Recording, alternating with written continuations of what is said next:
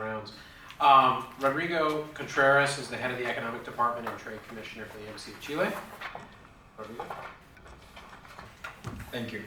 Thank you, Wida, for the opportunity to talk about what's going on in other regions with respect to trade. The discussion here in Washington, D.C. is very focused on what's happening with TPP and NAFTA.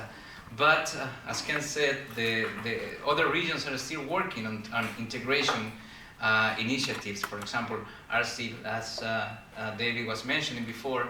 And in Latin America in particular, we are working in, among others initiatives, in Pacific Alliance. And today I'm going to talk a little bit about a general overview of the Pacific Alliance. But first, the same as Australia, Chile is very dependent on international trade. 50% of our GDP depends on international trade, on export and imports.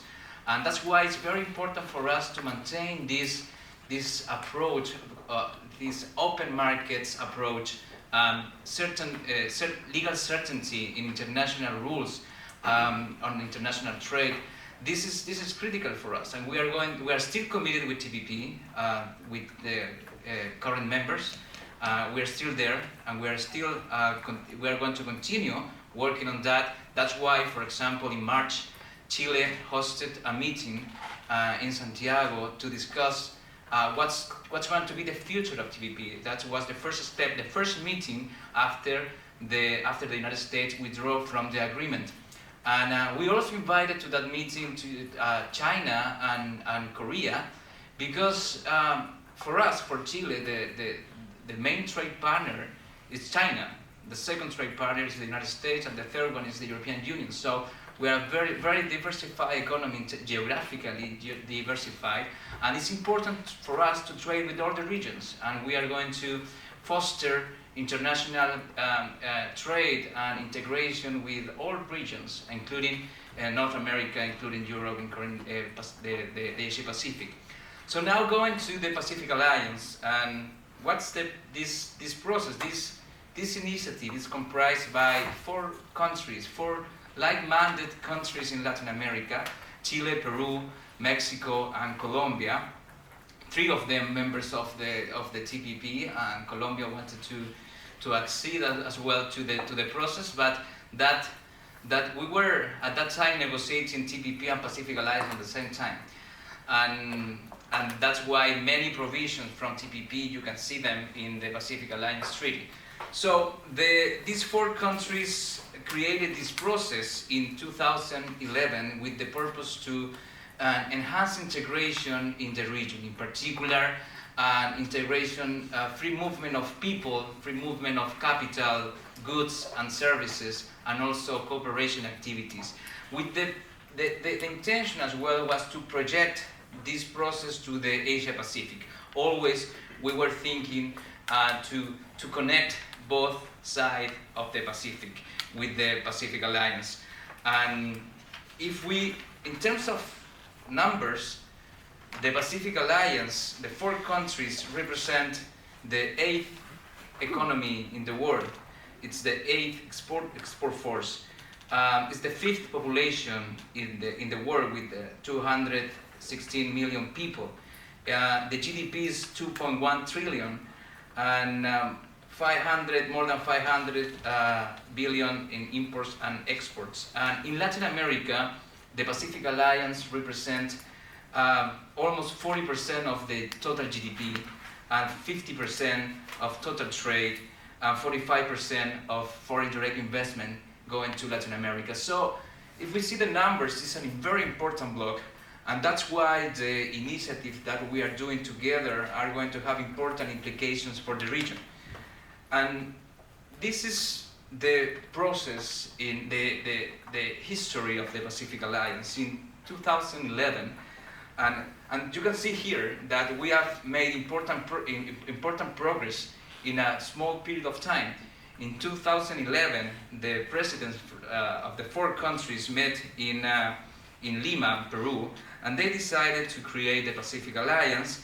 And in 2012, the framework agreement of the Pacific Alliance was signed. This is is an agreement that established the basis for the Pacific Alliance process and the institutions of the Pacific Alliance. And in 2013, the presidents gave the mandate to negotiate a trade protocol. At that time, 2013, the 4 Pacific Alliance countries had agreements, free trade agreements among themselves. The intention here was to create a plurilateral agreement among them, to have a common basis, common grounds to build on it. And that agreement was signed in 2014. In less than 1 year, the 4 countries signed a free trade agreement, a plurilateral free trade agreement, which is it's a comprehensive trade agreement. And 2015, the framework agreement entered into force, and last year, the trade protocol, the free trade agreement among the 4 countries entered into force, which is, we are there now. We already have the free trade agreement, but that's not enough for the Pacific Alliance. And this is the institution, in the Pacific Alliance is composed by the presidents, the summits that they meet once a year, the 4 presidents. There is a president pro tempore of the Pacific Alliance. This year is Chile, but at the end of June, we are going to have a presidential summit in Colombia, and Colombia is going to take the presidency of the Pacific Alliance for 1 year. Then we have a Council of Ministers and a high-level group, which is comprised by vice ministers, and under them there are several working groups working in different areas, such as trade facilitation, movement of people, and recently digital. We were discussing. There was a panel about digital trade.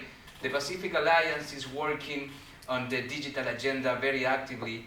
And for example, 3 weeks ago in Chile, we hosted a public-private dialogue on digital trade, where companies from different regions, including American companies, European companies from Asia and from Latin America, met with public officials from the Pacific Alliance to discuss what's going to be the future of of digital trade.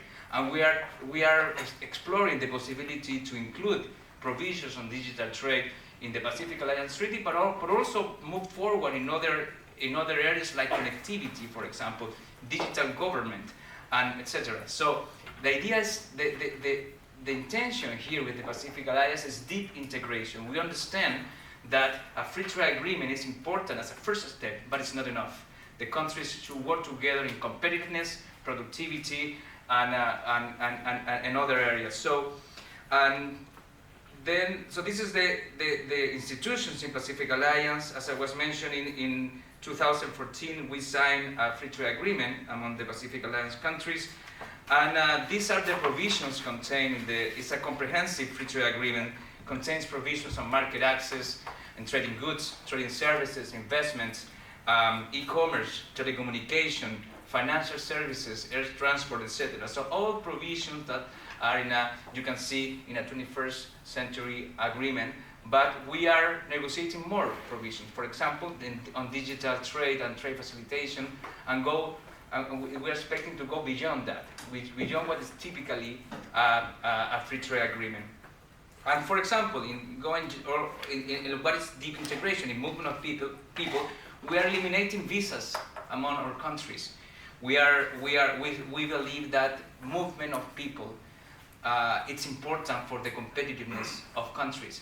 So we're working on that, and so we are open barriers in different areas. And we have working holidays programs, for example, the student exchange programs. On movement of goods and services, we are working among different regulators, trying to harmonize different rules, facilitating trade. Today, trade is more. You all know that, but today the barriers are more than tariff barriers. The barriers are non-tariff barriers are more important. So we're working on that. The movement of capital.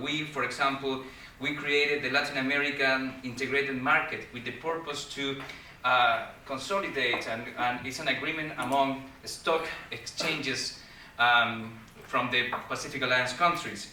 And in cooperation also, we are working together in innovation, creating common funds, capital funds, and working in joint diplomatic and commercial offices, etc. So that's the intention, and it's also the Pacific Alliance, and it's taking the attention from the rest of the world. Today we have 52 observers from different regions working with the Pacific Alliance and in different initiatives. And finally, I just want to finish that the Pacific Alliance, the purpose is not just work among the 4 countries. We, besides the observers, we are working specifically with other processes, initiatives, to find areas of convergence, to find areas in which we can work together.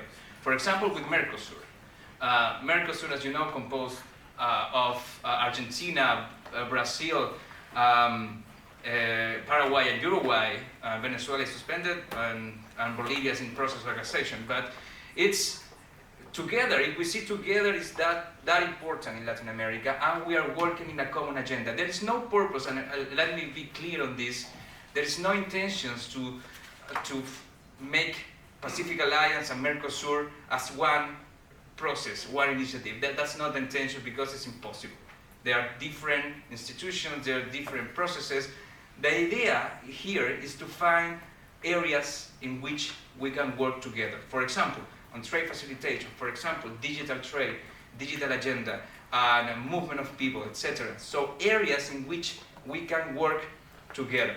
And that's the idea, and for the ministers from Mercosur and Pacific Alliance met in Buenos Aires in April to discuss that agenda, and it's moving forward. Also with Asian countries, and in the context of APEC, the Pacific Alliance is working, and we just created in this meeting in Santiago in March, we just created the category of associate states. So the intention now is negotiating agreements between the Pacific Alliance as a bloc with other countries, specifically from the Asia-Pacific region. During the presidential summit at the end of this month, probably we are going to announce what are going to be the first countries with which the Pacific Alliance is going to start negotiation. And so we are looking forward to that, and we see it here as a concrete opportunity of integration in the Pacific. And this is going on, this is working, and we are focusing on that. We are still committed to TPP, but we have alternatives as well. So we're working on that. Thank you. Thank you, Rodrigo.